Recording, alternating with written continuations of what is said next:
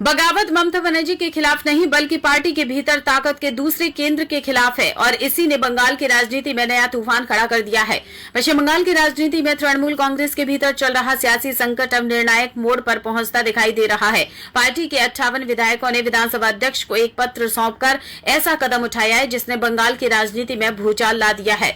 सबसे दिलचस्प बात यह है कि इन बागी विधायकों ने ममता बनर्जी को ही अपना नेता माना है, यानी यह बगावत ममता बनर्जी के खिलाफ नहीं है। लेकिन इसके साथ ही उन्होंने विपक्ष के नेता पद के लिए ऋतुव्रत बनर्जी का नाम प्रस्तावित कर दिया है, जिससे पार्टी के भीतर शक्ति संघर्ष खुलकर सामने आ गया है। जानकारी के मुताबिक 58 विधायकों ने विधानसभा में बैठक करने के बाद हस्ताक्षर युक्त पत्र स्पीकर को सौंपा। दावा किया जा रहा है कि 2 और विधायक भी जल्द समर्थन देंगे, जिसके बाद यह संख्या 60 तक पहुंच सकती है। बागी खेमे का कहना है कि वही असली तृणमूल कांग्रेस है और उन्हें ही विधानसभा में आधिकारिक मान्यता मिलनी चाहिए। यदि स्पीकर के सामने वे बहुमत साबित करने में सफल रहते हैं तो विधानसभा में मुख्य विपक्षी दल का दर्जा भी उनके खाते में जा सकता है।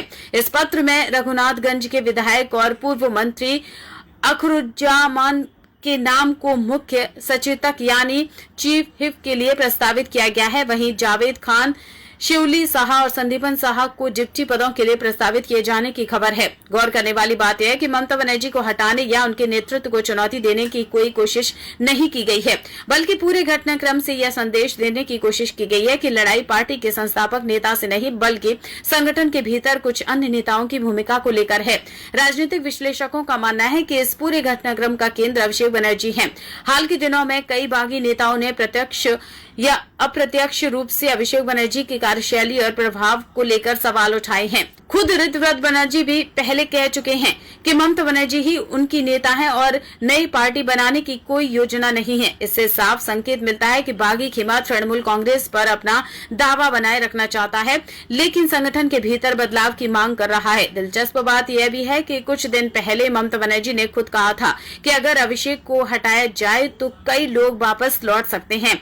अब बागी विधायकों की इस कार्रवाई के बाद वह बयान एक बार फिर चर्चा में आ गया है। सबसे बड़ा सवाल अब यही है कि क्या तृणमूल कांग्रेस अपने इतिहास के सबसे बड़े आंतरिक संकट से गुजर रही है?